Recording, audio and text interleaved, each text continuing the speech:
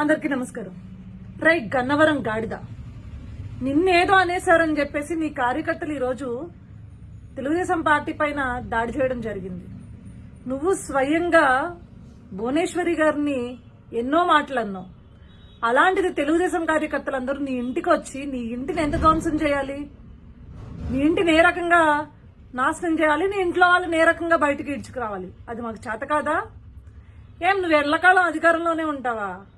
అవునులే, నువ్వు ఉంటావురా బాబు, నీకు సిగ్గులేనిదవి కాబట్టి కేవలం నీ ప్రాపకం కోసం, నీ వ్యాపారాల కోసం అధికారం ఎటుంటే అటు పోయే జంపింగ్ జపాన్ గాడివి నువ్వు.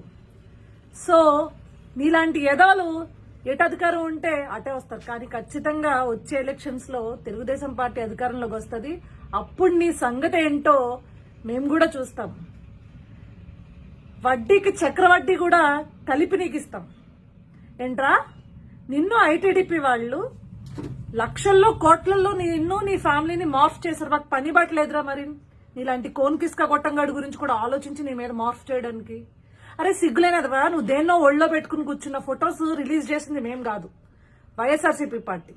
నువ్వు తెలుగుదేశం పార్టీ వైపు మాట్లాడుతున్నప్పుడు రిలీజ్ చేసింది వైఎస్ఆర్సీపీ పార్టీ కార్యకర్తలు, మేం కాదే. మరి ఆ రోజు ఏనాడు నువ్వు ఖండించలేదే.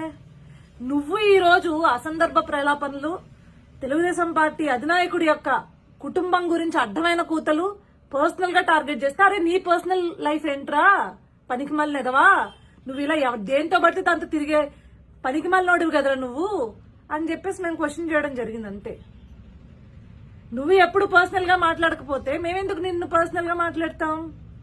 నీది కొడాలి నానిగాడిది మార్ఫింగ్లు చేసుకుని కూర్చునేంత ఖాళీ అంత అవసరం మాకు లేదురా బాబు. ఐటీడీపీకి మాకు చాలా పనులున్నాయి. మా నాయకుడు యువగళం దగ్గర నుంచి ఇదేం కర్మ రాష్ట్రానికి గాని ఇలాంటి వాటి గురించి పనిచేసే పనులు మాకు బోల్డ్ ఉన్నాయి. నీలాంటి కోన్కిస్క గొట్టంగాళ్ల గురించి ఆలోచించే టైం కూడా మాకు లేదు. ఇంకేంట్రా ఆగుతున్నావు? నువ్వు నిన్నేదో అన్నారు కాబట్టి నువ్వు చంద్రబాబు నాయుడు గారిని లేదు అంటే లోకేష్ గారిని తిడుతున్నావా? అరే సన్నసేదవా, ముందు ముందు పోయినప్పుడు వాగిందే నువ్వు గదరా పనికి మళ్ళనేదవా.